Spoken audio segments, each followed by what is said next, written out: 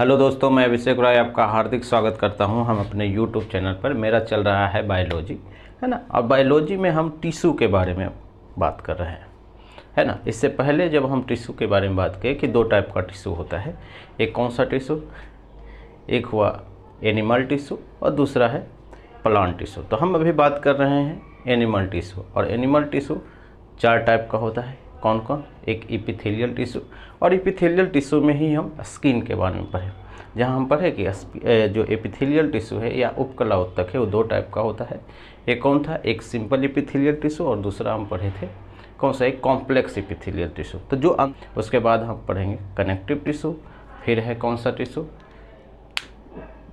फिर है muscular tissue, फिर है नर्वस टिश्यू, है ना। तो जब हम एपिथेलियल टिश्यू पर हम पूरी बात कर चुके हैं, आज जो हम पढ़ेंगे वो बात करेंगे कौन सा है?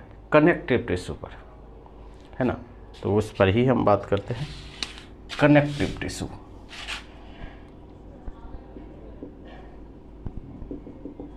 कनेक्टिव टिश्यू या इसे हम बोलते हैं, कनेक्टिव का मतलब होता है संयोजी ऊतक। कनेक्टिंग का मतलब क्या होता है? कनेक्ट करना नहीं, यही होता है ना। ये मान लेते हैं कि ए कोई चीज़ है यहाँ और बी अगर यहाँ है, तो हम क्या करेंगे? इसको कनेक्ट करेंगे, है ना। यानी पुल देखे ना, ये जो ब्रिज है, ब्रिज जैसा काम करेगा, उसी को बोलेंगे, है ना, कनेक्टिव टिश्यू। अब ये जो टिश्यू है किसको कनेक्ट करता है?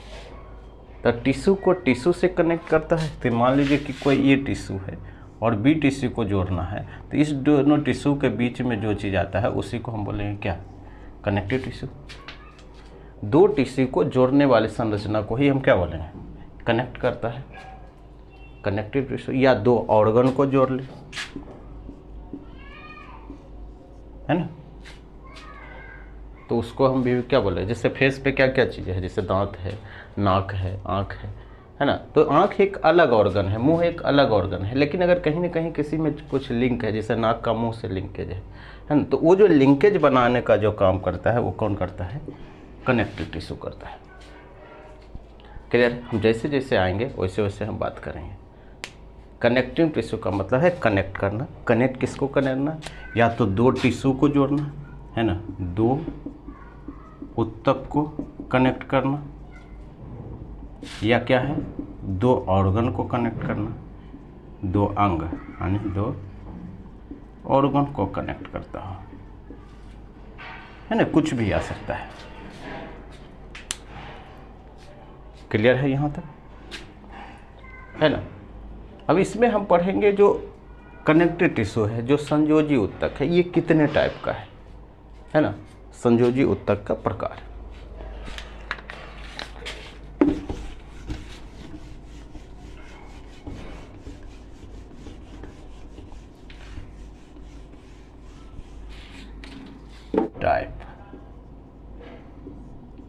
Type of connective tissue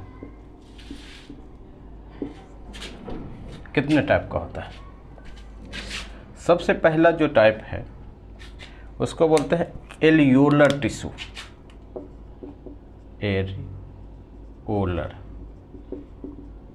areolar tissue, है ना, या इसे को बोलते हैं सामान्य संयोजी ऊतक। सामान्य संयोजी ऊतक, एरियोलर टिश्यू। दूसरा है एडिपोज टिश्यू, यानी इसको को बोलते हैं हम वसा संयोजी ऊतक।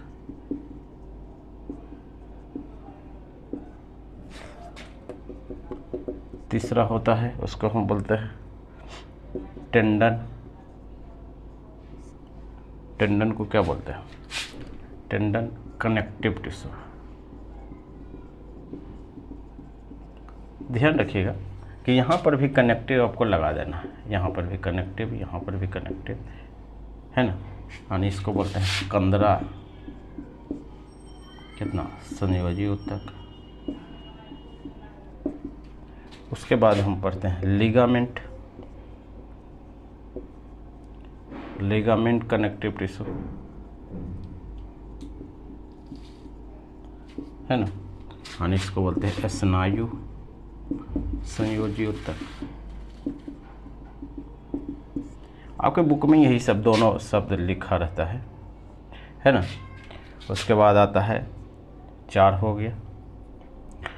5वां है वो है ब्लड। ब्लड है वो है तरल संयोजी ऊतक, क्योंकि लिक्विड में होता है। उसके बाद 6ठा है, उसको हम बोलते हैं लिम्फ यानी लसिका संयोजी ऊतक। 7वां है वो क्या है, ये जो 7वां है वो है बोन कनेक्टिव टिश्यू।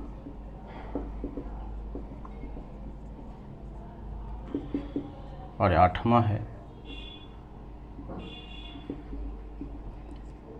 वो है कार्टिलेज।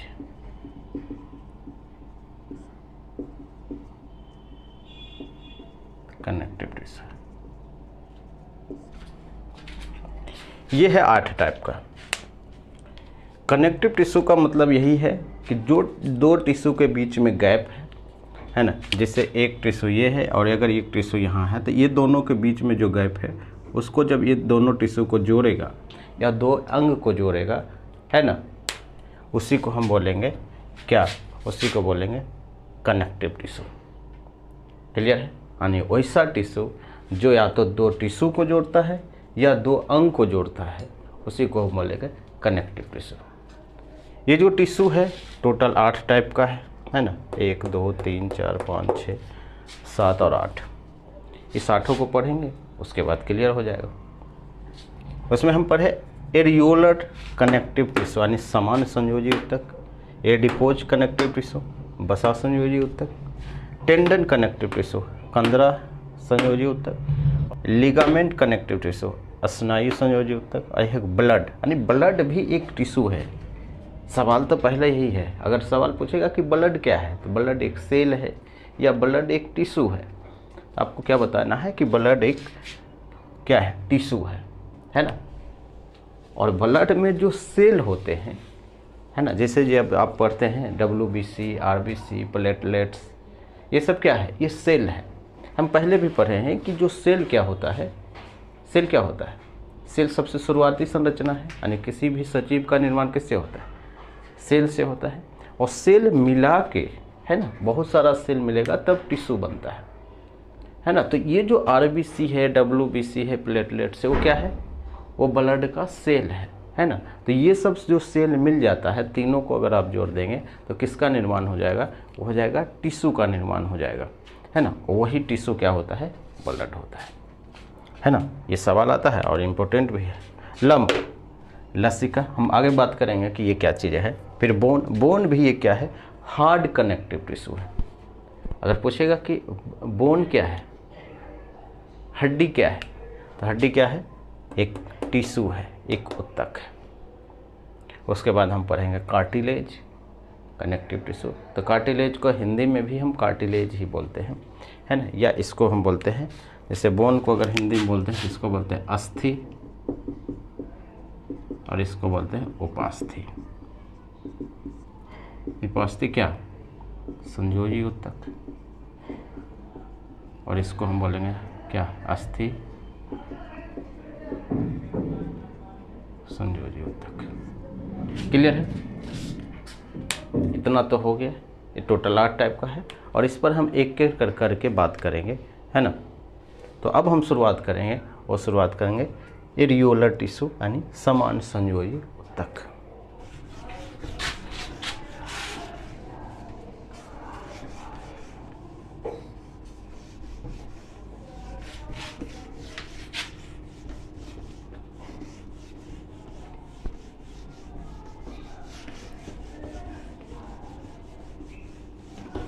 पहला जो कनेक्टिव टिश्यू है वो क्या है, एरियोलर कनेक्टिव टिश्यू, है ना।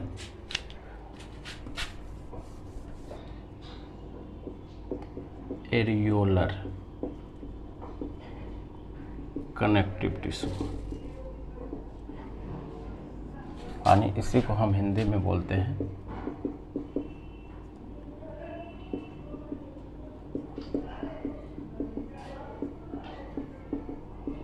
ये है एरियोलर कनेक्टिव टिश्यू या समान संयोजी ऊतक, है ना। तो अगर आप समान संयोजी ऊतक कहाँ पाया जाता है, तो आप देखेंगे कि अगर आप मीट वगैरह खाते हैं तो ऊपर क्या होता है, उसका स्किन होता है ना, और स्किन के जस्ट नीचे क्या होता है, मांसपेशी होती है, यानी मांस उसका, है ना। तो वो जो ऊपर वाला स्किन है और नीचे वाला मांसपेशी है, उसके बीच में जो संरचना पाई जाती है, ये वाला, उसी को हम बोलते हैं समान संयोजी ऊतक।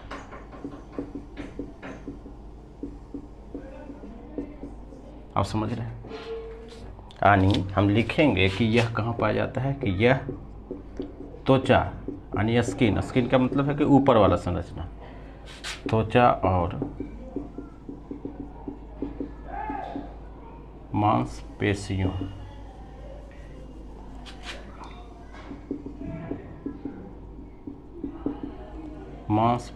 के बीच पाया जाता है। आप समझिए, है ना। अगर पूछेगा कि अगर एरियोलर कनेक्टिव टिश्यू किसको किसको कनेक्ट करता है, तो किसको कनेक्ट करता है, ये जो स्किन है, ये जो त्वचा है, मांस से जोड़ता है ना। आप उसको बाहर वाला खींच लेते हैं मांस, है ना, स्किन, तो नीचे क्या दिखता है, मांस दिखता है ना। अगर मान लीजिए कि ये मानव है, तो मानव का स्किन अगर ये ऊपर से आप खींच लेंगे तो नीचे क्या बचेगा, मांस बचेगा, है ना। तो वो जो मांसपेशी और जो त्वचा को जो कनेक्ट करने वाली संरचना है, वो क्या है, वो है एरियोलर टिश्यू। क्लियर। दूसरा है, उसको हम बोलते हैं एडिपोज टिश्यू, यानी इसको हम बोलते हैं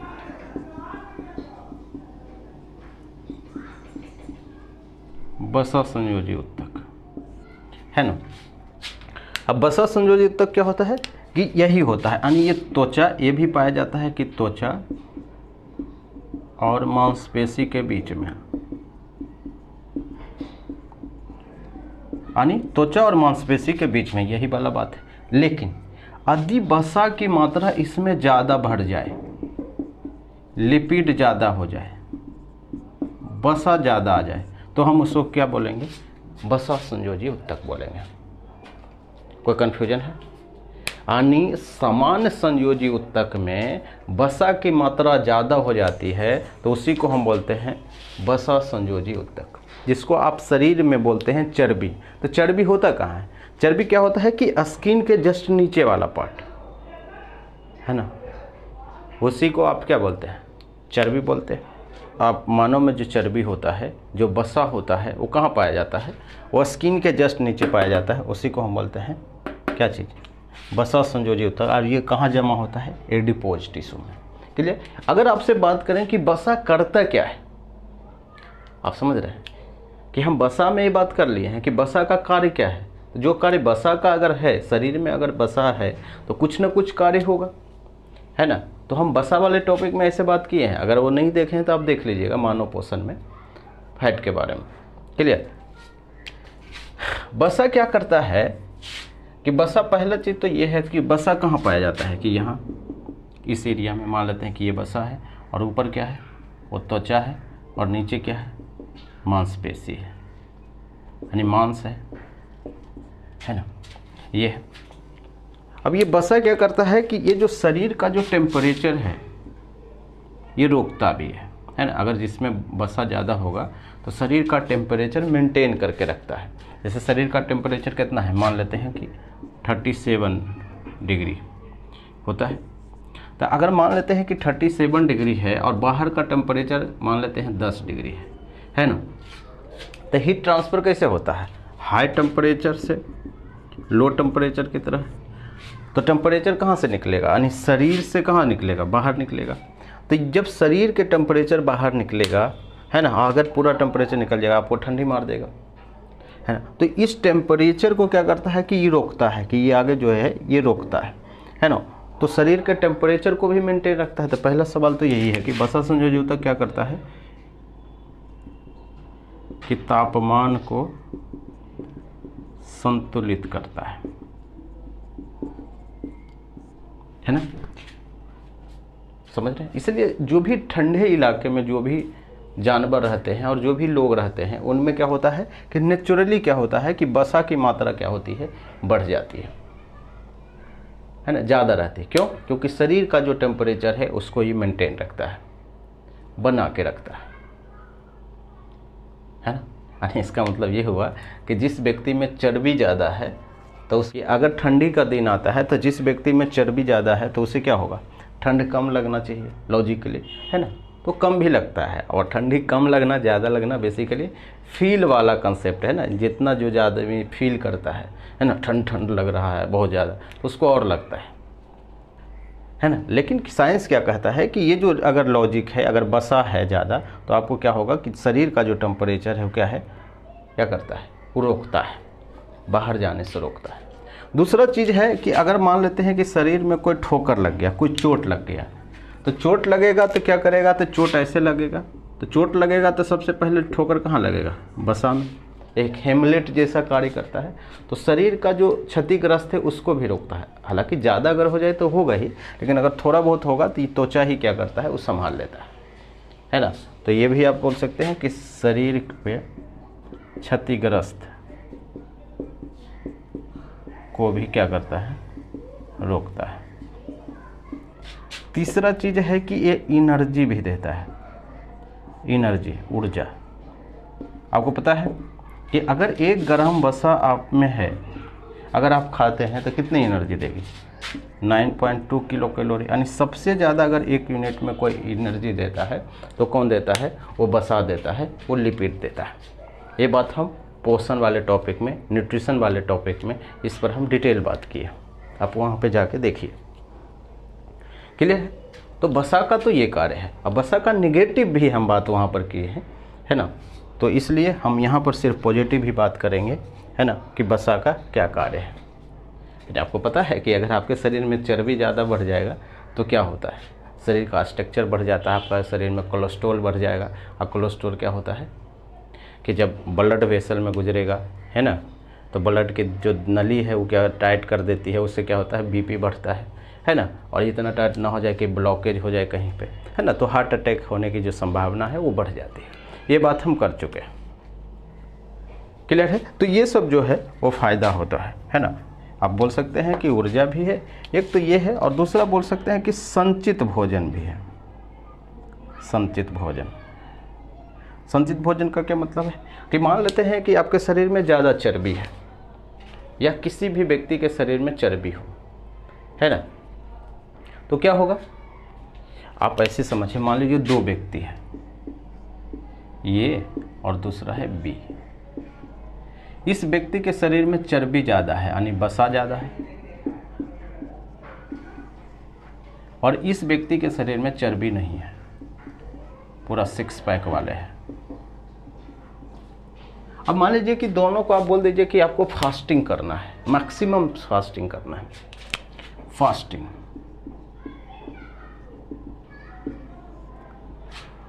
है ना। अब होगा क्या कि फास्टिंग करेगा तो इसके शरीर में क्या है कि वसा नहीं है ना। तो अगर इसके शरीर में तो वसा है भरपूर मात्रा में। अब होता क्या है कि जैसे जैसे इस समय बीतेगा तो शरीर पहले क्या करता है कि ग्लूकोज किस में कन्वर्ट होता है, ग्लाइकोजन में। तो पहले जो प्रेजेंट में ग्लूकोज है वो क्या हुआ, यूज कर लेगा शरीर। उसके बाद क्या यूज करता है, उसके बाद यूज करता है ग्लाइकोजन। ग्लाइकोजन किस में कन्वर्ट होता है, ग्लूकोज में, वो यूज करेगा। उसके बाद क्या यूज करता है, वसा, कार्बोहाइड्रेट, इसका यूज करता है। अब मान लीजिए कि वसा इसमें हो ही नहीं तो आपको एनर्जी मिलेगा ही नहीं, जमा होगा ही नहीं, संचित ऊर्जा होगी ही नहीं, तो इसको ज़्यादा दिक्कत होगा। ये 2 दिन ही फास्टिंग करेगा, इसको समस्या आना शुरू हो जाए। लेकिन इस व्यक्ति में कुछ और टाइम लगेगा, क्योंकि इसके शरीर में ऑलरेडी ऊर्जा है, और इस ऊर्जा का यूज जो है जब ज़रूरत पड़ेगा तो बॉडी करता है। तो इसी को लिए जब कोई ऊर्जा जमा हो आपके शरीर में पहले, उसी को हम बोलते हैं संचित ऊर्जा, है ना, यानी स्टोर फूड। तो ये भी एक है कि ये काम क्या करता है, स्टोर फूड का या फूड स्टोर का, है ना। संचित ऊर्जा का भी ज़रूरत पड़ता है, जिस टाइप से ग्लाइकोजन करता है ना। तो ये बात भी है। तो यहाँ पर आप समझ गए कि शरीर क्षतिग्रस्त को भी रोकता है, यानी बाहर कोई ठोकर लगता है, बाहरी आघात होता है तब भी रोकता है।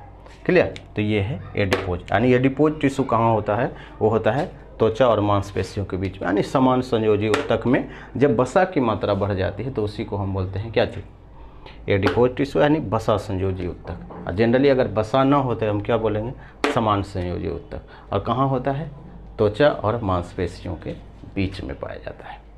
क्लियर है ना।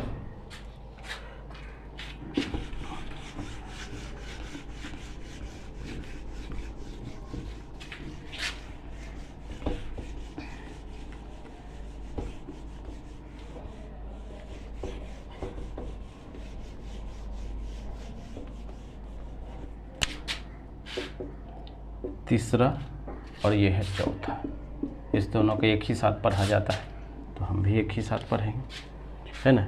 एक है टेंडन, यानी इसको बोलते हैं कंदरा, और ये जो चौथा है उसको हम बोलते हैं लिगामेंट, यानी इसको हम बोलते हैं स्नायु। क्लियर है। एक बोलते हैं टेंडन और एक बोलते हैं लिगामेंट। यानी ये क्या करता है, ये किसको जोड़ता है, क्योंकि कनेक्टिव टिश्यू है, दो चीज़ को जोड़ेगा, है ना। ये जोड़ता है हड्डी, हड्डी यानी बोन, बोन को किससे जोड़ता है, मसल से जोड़ता है, यानी मांसपेशियों से जोड़ता है। आपके हड्डी पर मसल्स है, आपके हड्डी पर मांस है, बोला हाँ है। तो किससे जुड़ा हुआ है, तो जुड़ा हुआ है टेंडन से जुड़ा हुआ है, कंदरा से जुड़ा हुआ है ना। यानी मसल को बोन से जो जोड़ने वाली संरचना है वो कौन सा है, वो टेंडन है। ये खूब सवाल आता है। और ये क्या है, ये है बोन को बोन से, बोन को बोन से जोड़ता है, यानी बोन से बोन से, यानी बोन को बोन से जो जोड़ता है वो क्या होता है, उसको बोलते हैं हम लिगामेंट, यानी इसको बोलते हैं स्नायु। क्लियर। जैसे आप देखें बोन का मतलब क्या है कि जैसे ये वाला बोन है ना, ये वाला आगे वाला, फिर ये वाला, तो इस दोनों के बीच में ये लुप्त कैसे है, ये एक ही बोन नहीं है ना, दो है। तो क्या होता है कि कुछ न कुछ से जुड़ा होगा ना, तो वो जो बोन से बोन जुड़ा हुआ वो किससे है, लिगामेंट से जुड़ा हुआ है। और ये जो होता है बोन को जो मसल से है ना, जैसे ये जो हाथ है, हाथ के नीचे मांस है और मांस के नीचे क्या है, हड्डी है, तो हड्डी के ऊपर क्या है, मांसपेशी है ना। तो वही जो हड्डी और मांसपेशी को जो जोड़ता है ना, जैसे ऊपर क्या था, स्किन था, स्किन के नीचे क्या है, मांसपेशी है, और मांसपेशी के नीचे क्या है, वो हड्डी है ना। तो हड्डी के ये वाला बीच वाला संरचना है वो क्या है, वो है टेंडन है ना। और जो बोन को बोन से जोड़ने वाला संरचना है वो है क्या चीज़, वो है लिगामेंट। क्लियर है। तो ये हम चार पढ़ लिए, कौन कौन, एक समान संयोजी ऊतक, एक हम पढ़ लिए क्या, वसा संयोजी ऊतक, तीसरा हम पढ़ लिए क्या चीज़, टेंडन, जिसको हड्डी को किससे जोड़ता है, मसल से किससे जोड़ता है, और ये पढ़ लिए हम लिगामेंट, स्नायु, यानी बोन को बोन से जोड़ता है। क्लियर है। आज भर इतना ही रहने देते हैं, कल हम पढ़ेंगे ब्लड से, और ब्लड से खूब सवाल आता है, और ब्लड को हम डिटेल में भी बात करेंगे, है ना, नहीं खून के बारे में। क्लियर। तो आज भर इतना ही रहने देते हैं। Thank you.